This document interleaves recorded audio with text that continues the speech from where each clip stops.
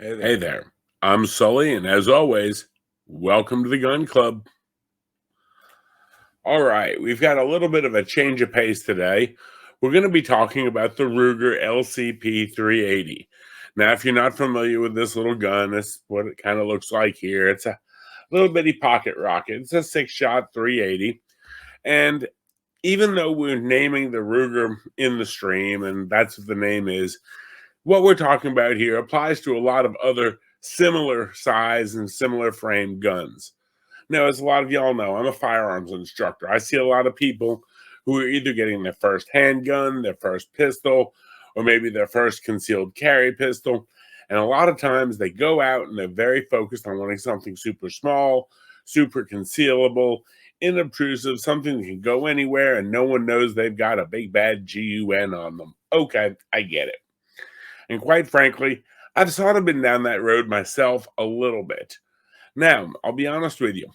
A long time ago, I was stopped at a store and I was looking for a concealed carry gun.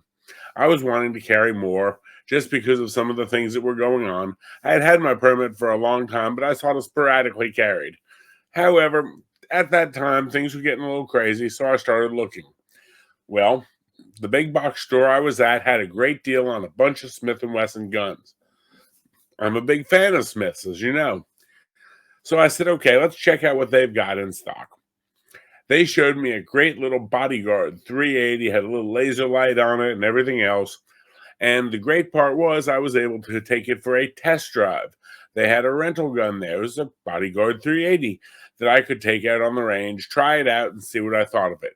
So I did it and bought, about 10 rounds of ammunition, just enough to try it out and see what I thought.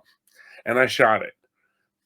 It wasn't that the gun was bad. It worked fine. It fed fine, but it wasn't fun to shoot. It wasn't nice to shoot. It was actually almost punishing to shoot. I didn't have enough grip to it. It wasn't enough there. Now, it was concealable and it was small and it met all those criteria, but it just wasn't going to be something I was going to be happy with long term. Went back out, told the guy, he hooked me up with a Smith Shield, the old original 1.0 Smith Shield. Went, tried it, loved it, was very, very happy with it. So again, even though we're talking about the Ruger, the same thing is going to go for the Smith Bodyguard and a lot of these smaller 380 pocket rocket ultra concealable pistols. Now, I understand wanting something ultra concealable. I get that. However, if it's something that you can't really hold that well and you can't really aim that well and it's not really that comfortable, is it going to be a gun you're happy with long term? Maybe not. So let's take a look at some different firearms here. And again, I bring up the Ruger LCP because I just happen to have one. I fell into one a little while later, and it was really, a super deal. I could not pass up. A friend of mine worked with me at EMS, was looking to get rid of it, made me an excellent, excellent deal on it. And so I picked it up along the way, as I've done with a few of my firearms. Now, here's the deal though. When you put the Ruger, say, up against next to the Smith Shield, it's a little 6-shot 380. Now the magazine again is held at 6-shot, and you can either put the bottom plate on that has a little lip there for your bottom finger, or just go with a flat if you want ultra concealable. Let's see how these work out for you. Well, there's the size comparison next to a shield, and that's again the standard Shield 1.0 in 9mm. The magazine there would be a 7-round magazine for the Shield in 9mm, as opposed to the Ruger 380 6-shot. Now, if the Ruger is all I can carry and I can't carry anything bigger and I can't figure out a way to do it, I can live with the 380 if I have to. But I'm giving up one shot. I'm giving up round capacity as far as the 380 versus the 9. The 380, you're not going to have the same effectiveness as the 9 is. But at close range, we have trade-offs. The biggest trade-off is, though, when you go to put the gun in your hand. Now, either one of them can fit, little pocket pouches. They fit really well, different pockets, jacket pockets, things like that. The Smith, however, has a lot more real estate to grip, when you're holding it. Now, we have somebody come in and they're doing their concealed carry or basic firearms class. We take them and we train them with something like this, a solid block gun, a little plastic block gun. And we talk about how to build a good grip and be up high and tight on the beaver tail. Make sure you've got a good firm grip, how to mate up your hands, how to have your thumbs matched together. We go through all that. Now, the difference is they go out to the range and they've got something like this. And unfortunately, a lot of the times it is a female or somebody who had a gun given to them by a friend. Oh, get this little gun, it'll be great. Now, this one is basic black, but a lot of the companies that sell stuff like this, they sell them in all sorts of cute designer colors. You can get this one in purple or I think robin's egg blue. And, I've seen them in different gun stores. Now, when I see them out and around, I know in the back of my mind, that thing is not fun to shoot. It's not going to be a good gun. If that's somebody's first experience firing a pistol, not really going to be something they want to do. And we'll talk about a little bit of the reasoning why behind it. Some of it is due to the size. Some of it is due to the weight. Now, again, a firearm this size, great. It's super lightweight. That's great, but the lighter a gun is, the less inertia it has, meaning the more recoil you feel. I had a student a couple weeks ago, and he was interested in a very small gun. And he kept saying he wanted something small. He wanted something small. And I was doing a one-on-one basic firearm class with him. And so when we went out to the range, I brought Smith Shield, I brought Smith EZ, Smith Equalizer. Yeah, I kind of like my Smiths. And I also brought this little 380. All the other ones were full 9mm, had the 380. He shot several of the 9mm, including PSA Dagger Compact, which is a little bit bigger than the Smith Shield. He shot the Shield, the EZ, sort of like those, was very impressed by the Equalizer. When it came time and I broke this one out, I loaded up 5 rounds in the magazine for him and said, here, just try this one out. Now, this one in 380, he insisted was harder to control, or he said it had more recoil and was more powerful than the other ones. Yet I know that the 9mm cartridge is going to be a lot better ballistically on a target. What was the difference? This ultralight firearm comes in at about 9.5 ounces. You're going to feel more recoil. The same thing is it's easier for a piece of paper to get blown around by the wind than a piece of wood. We all know paper is made from wood, but a piece of paper can be moved around with a lot less force than, say, a piece of wood or a heavy piece of cardboard. They're all the same basic fundamental material, but the lighter weight means it's more susceptible to movement. You feel more recoil with a little bitty gun than you would with something bigger. As we get on a little further, let's look at how you hold the gun. Now, I'll admit, I have a big meaty bear paw of a hand, but look at how much real estate there is to actually grip the firearm. If we're looking again at the backstrap of this firearm, it's a very skinny gun, very low profile, wonderful. However, when you go to hold on to it, there's not much real estate. Now, the picture on the left there is with the flat bottom plate on it without the little lip for my finger. The picture on the right, I've actually got the magazine on it that has the lip for my finger on the bottom that protrudes a little bit further.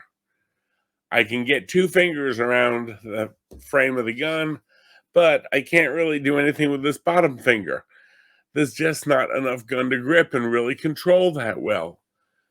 So you've got more force, well, less force, but still more felt recoil because of the lack of inertia, and less real estate to actually hold on to it. A punishing gun to shoot. And unfortunately, a lot of people want the small, super concealed, super compact. Yeah, let's look at this in the Shield a little bit. Now, the one on the left there is the Shield with the 8-shot magazine. It's got a little lip on the bottom of it. The one on the right is the Shield with the 7-shot magazine. Now, even with the 7-shot flush magazine, I've still got 2 fingers pretty well around it, as well as, pretty decent grip as far as some space there for my offside hand, my left hand, to come up on the grip itself. You're not going to have that in the Ruger. Again, when we look at this, there's just not enough gun to go around to get a good grip on it. So overall, what do we know about these? Any of them, and again, I named the LCP, but translated to the Bodyguard, translated to anything else. Pros, yes, it's small, it's super easy for me to conceal. I can very easily stick it in a little Uncle Mike's pocket pouch here, stick that in any place I need to go. This thing will fit in a shirt pocket if I have to, inside a suit coat pocket, no problem. It's very lightweight to carry. Comes in again, 9.5 ounces. If I go to the Ruger Max, it runs in at about 10.1 ounces in the 10-shot capacity. Comes in at about 19 ounces in the 15-shot capacity. The Smith & Wesson Bodyguard is 12 ounces, so it's pretty much on that same scale. If I go to the Shield, we're talking about 20.5 ounces. That's with the 8-shot magazine, so hey, you do you. The cons, it's rough to shoot. Personally, I go to the range. Ammunition comes in 50-round boxes. I might do 10, 15 rounds out of this max. I put it away. I don't like it. I'll practice with it a little bit. I'll recycle my ammo periodically. But I've gotten to the point I don't even buy 380 range ammo anymore. I just, periodically will recycle my carry ammo, use it for my practice at, under 10 yards, and I'm done.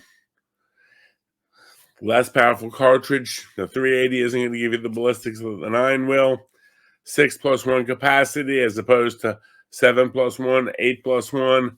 If you jump up to, say, the equalizer, you can get into 15+1. You can get the Smith with an extended magazine on the Shield that'll go 10+1 for you and gives you a really good grip to hold on to. Any of those are going to be much easier to shoot, more fun to practice with, more enjoyable to practice with, less punishing as far as the recoil goes. So your new shooters are going to have a better experience with it. It's going to be easier to break someone into it. Now, I'd love to hear what you have to say down in the chat. I'm hoping that this can provide some good information. I know, and I at least believe, that a lot of the people who go out, they want something super small. They go out, put money into something like this. And like I said, I didn't buy this until I had several other things. I got this as a niche gun that I will carry if I absolutely can't carry something else. But it is not my first choice ever. It's sort of that last-ditch possibility that we're a backup to something else. If I need, a little pocket rocket, I need something I can stick in a suit coat or hide very well. If I need something that I can wear, out in the summertime, inside the waistband, I can pretty much wear this thing with swim trunks on. As long as I've got a shirt over it, no one even knows I've got it on. I just need to make sure to ditch it before I actually go in the water. The thing is, if you get it and you're not ready for it, you're not sure what to expect of it, or you're new to firearms, you're going to have a tiger by the tail. You're not going to be happy with it, in my opinion. Please go into this with your eyes wide open. One of the biggest things I tell everybody when they're buying a handgun, especially if it's their first and they're not really sure what they want, go to a good quality range, not just a gun store. Go someplace that has something that you can practice with or try. Take a test drive with it. You would never buy a car without getting behind the wheel of it and taking a spin around the block first. You wouldn't buy shoes without trying them on to see how they fit. But people will go in and they'll see a cutesy little gun like this and they'll say, oh, that's great. Oh, look, I can hide it so well. And that's wonderful. And they end up with something that's underpowered, awful to shoot, they don't want to practice with. And if they think that's the way all concealed carry firearms are, they'll have a bad taste in their mouth forever for no reason. Folks, I appreciate your time and I hope you learned something from some of these things. The reason I put these out is I want to share information. I want our citizens to be armed defenders, to be better prepared, to take care of themselves and their family. If you want more information about this or anything else, please feel free. Drop me an email. It's mike.southeastdefense@gmail. You can check me out on X or Twitter, whatever we're going to call it this week. We're on Facebook. You can check out our locals channel, and we have our full library of videos up on Rumble. We try to do 1 to 2 live streams a week to help educate and inform people and get them in a frame of mind where they can have a better firearms experience, especially our new shooters. Old guys like me who have been carrying for 30 years, yeah, I can shoot just about anything. It's the new folks who are trying to get into it that we don't want to start them out with something like that. It's not fun to work with. Start them out with something better, something easier. Smith, I love them. They make some great guns. Ruger makes some great guns. But make sure it's something that fits your hand, that you've actually got enough real estate to hold on to. All righty, folks. That's all I've got. It's a quick stream today. Please be smart, be safe, take care of yourself. Bye.